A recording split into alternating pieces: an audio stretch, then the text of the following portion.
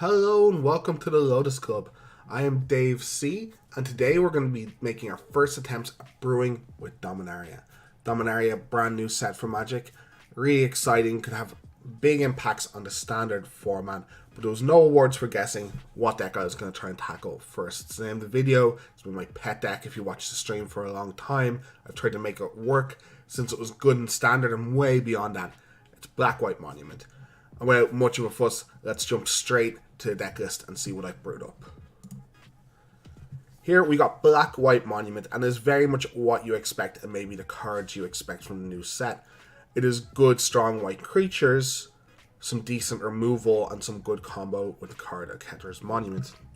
Now, some of you out there might not know what the card is, so let's have a quick run through of a Ketter's Monument. It's very much a build-around deck. Kind of aggro, but very grindy at the same time.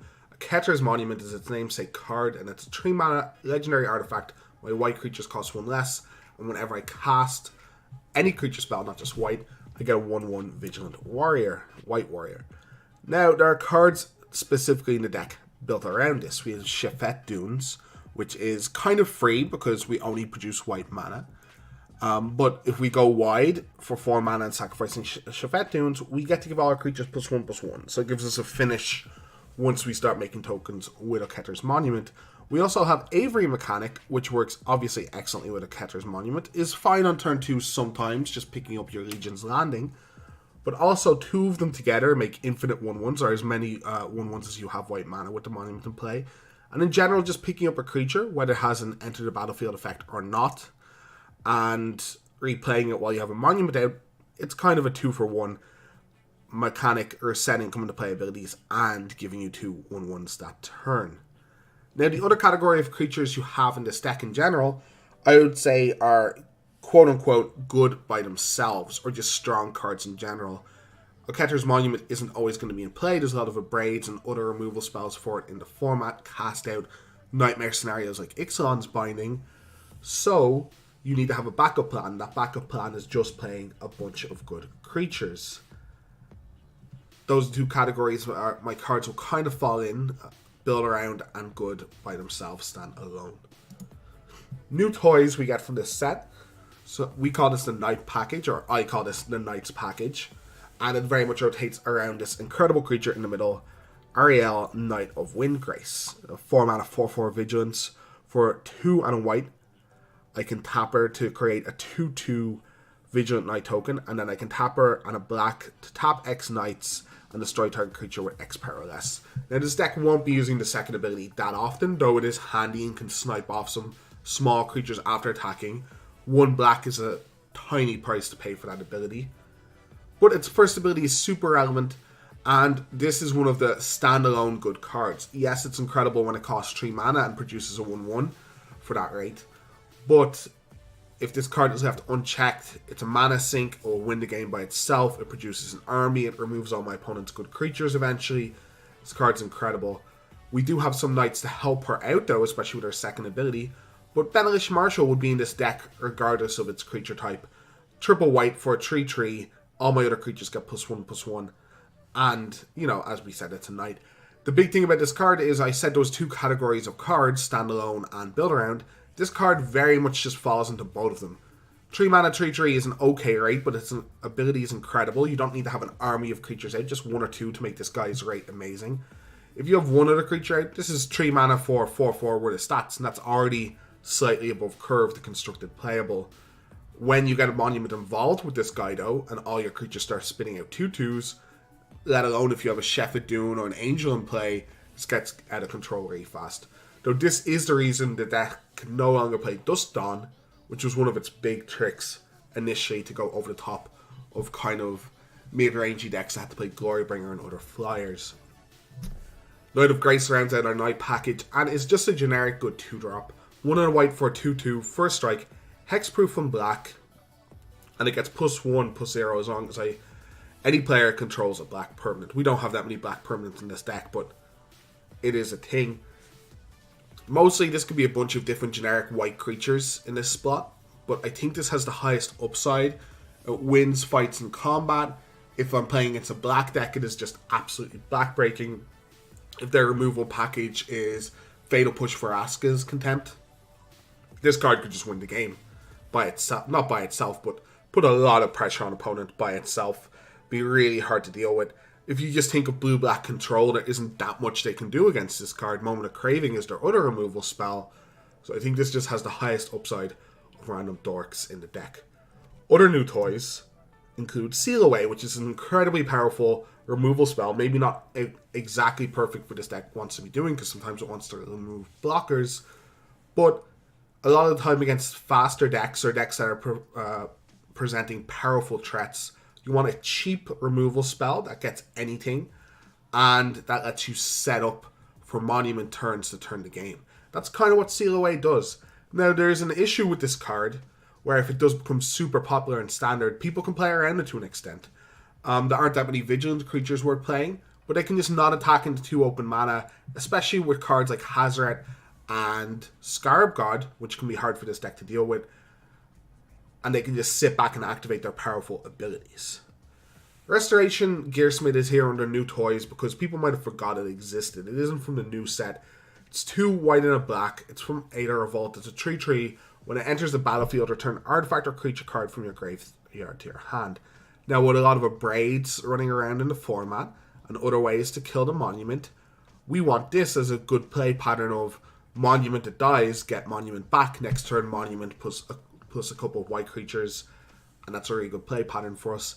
Why I found this card, once Sam Rolfe, a very good Welsh player, discovered the card when we were brewing with the deck before, but the black mana was awful. But also, I was about to put Daring Archaeologist, why can't I say that word, in this deck, which is very similar from the new set. It's 3 and a white for a 3/3. When it enters the battlefield, you may return target artifact from your graveyard to your hand, and when I play a historic spell, it gets a 1/1 counter. Now, while this creature can't grow and dominate the game, like Archaeologist can, it has more flexibility. It can get my monument back, but it also can just get generically good creatures.